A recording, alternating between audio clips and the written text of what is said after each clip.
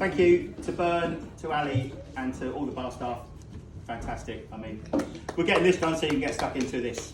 So, yeah. For anyone who doesn't know, I'm Tony, Maurice's eldest son. Mum, my brother Brian, and I would like to thank you all for coming today to celebrate Dad's life. Some of you have come a long way, and we really appreciate the effort that you've made. It was Dad's choice not to have a funeral, but to have this today. To start today, my nieces Beth and Kate would like to tell you a story. Should warn you, Beth's a teacher, so pencils down, sit up straight, Beth and Kate. Okay, so as you're probably aware, our granddad had a bit of a knack for telling stories, generally where he was the hero of them. But the best stories he used to tell us were when we were little, okay, and he used to exaggerate the truth rather than lie. Is he lying, Granny? Was a question thrown around a lot by the two of us. Grandad decided to write down some of his stories, and we found this one he wrote about his childhood and life. Right. We start with the title, My Life and Times by Hard Done By. I was born on the 20th of June 1942. Because my mum and dad were so poor, they could not afford nappies or baby wipes, so I had to wear leaves and be wiped with grass. When I was 6 months old and I could crawl, they put me to work, licking rich people's shoes and boots. When I became 3 and I could walk, I was put to work up chimneys, cleaning them with a toothbrush. This was a good job because I could eat some soot, so I was never hungry. Then I got too big to fit in the chimney, and so I was sold to a man who taught me to pick pockets. But when I was 12, I got caught by the police. They sold me to a slave ship, and we rode from England to Canada for the next 5 years.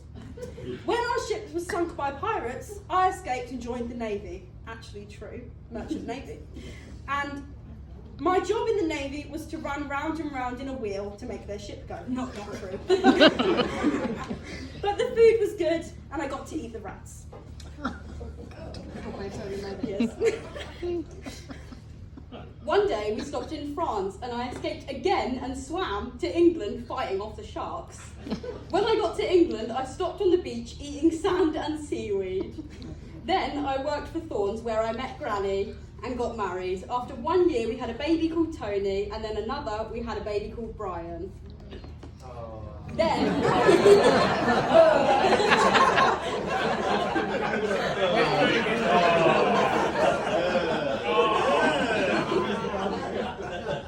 Granny said I was not making enough money, so I had to get another job sweeping the streets at 2 a.m. in the morning and work in the pub afterwards. I was working 28 hours a day, 8 days a week, so I was happy to retire. Also, this is why you always see me sitting in my chair. Well,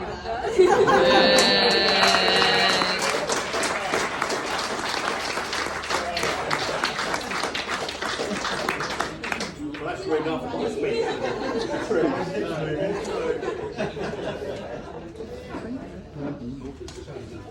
Got a bit sticky in my pocket, this. Okay.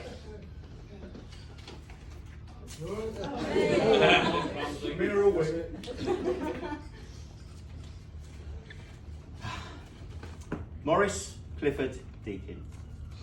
Husband, dad, granddad, brother, uncle, Maurice. M-A-U-R-I-C-E. But more often than not, M-O-R-R-I-S. Mo, Mog, Moggy, Deeks. He's been a man of many names. In fact, some people called him the Space Cowboy. Some called him the Gangster of Love. Some people called him Maurice.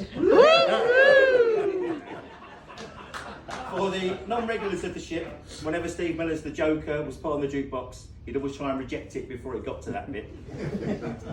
Maurice was born, as the girl said, on the 20th of June 1942.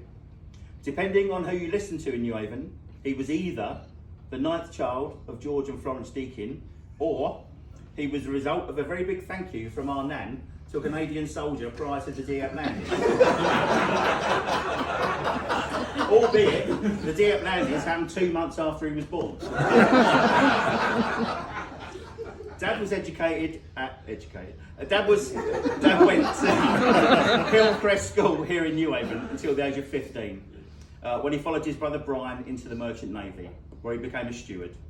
He travelled the world for 2 years, told us many stories of his adventures in Montevideo, Rio de Janeiro, Buenos Aires, including the time in 1962 that in the time it took him to watch West Side Story, the government was overthrown and he came out the cinema to find the army on every corner.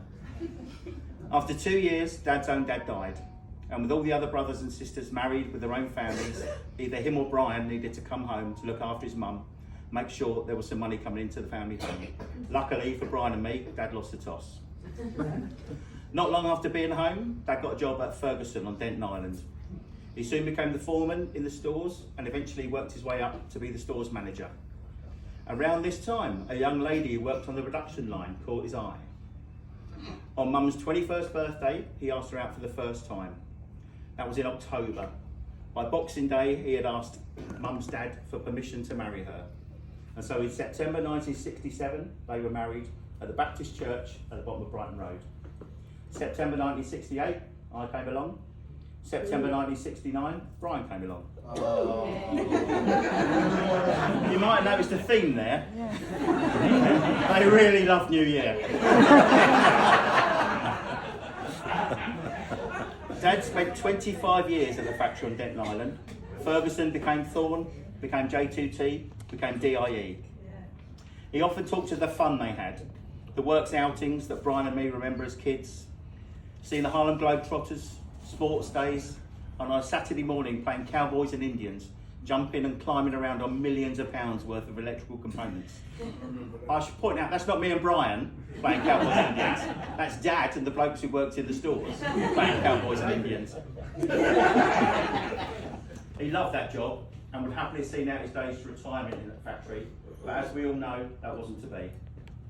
And so what would be a 15-year stint, first as day manager, then as landlord of the ship, started. It was hard work for Mum and Dad, but they revelled in it. Mum in the kitchen, Dad being rude to everyone who walked in the door. As I'm sure you're aware, the more he liked you, the ruder he was to you.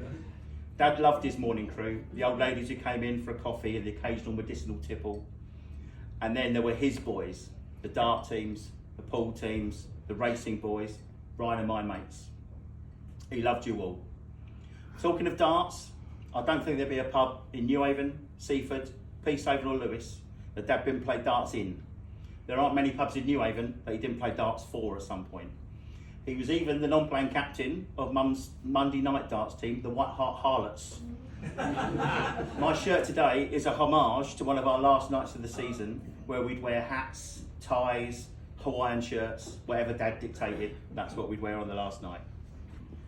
Over the years, our families got bigger. Brian married Jane, I married Lucy.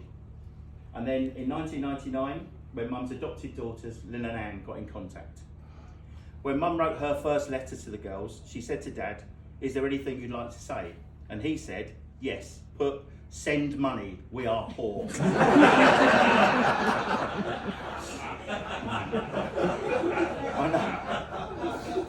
I know all the girls think that Dad would welcome them and love them as if he were their own. However, Lynn and Anne, Brian and me, we all know where we stand in the pecking order. Because in 2001 with Beth, and in 2003 with Kate, Jane and Brian were able to provide both Mum and Dad with the best things that ever happened to them.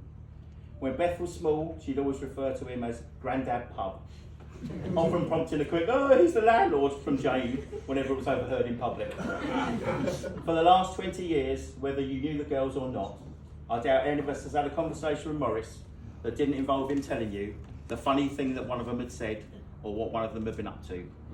That was the case right up until the end, when one of his incredible carers said to me, "I know all about Beth and Kate, he's told me everything."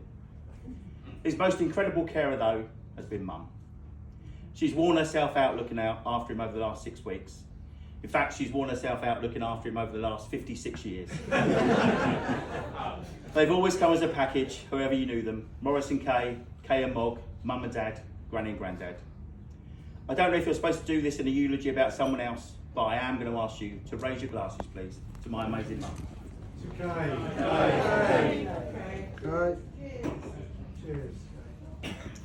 And so, 20 years ago, Mum got to retirement age. If you're not working, then I'm not, then Dad was Dad's response. They had enjoyed the Ship, the Stirling and Hove, several other pubs. But I think it's fair to say they were knackered. Dad's retirement hasn't involved much. I just want a 6 months sitting in my chair, he said. 20 years later, they took him out of that same chair to take him to the hospital. Kev named him the Olympic torch because he never went out. His illness has been thankfully short. We lost him a few times over. Little spells of lucidness were great, he was still in there. Including in his last week, when Mum and me tried to move him. He waited until we leaned right over him before letting out a massive, and I mean massive, fart, and then grinning like a Cheshire cat. Dad loved his life, he loved this town, he loved his friends, and he loved his family. Life is difficult, and the best you can hope for is to love and to be loved. And let's face it, he bloody nailed that. Raise your glasses, please, to my dad, Maurice. Well done, Tony. Get stuck into the food!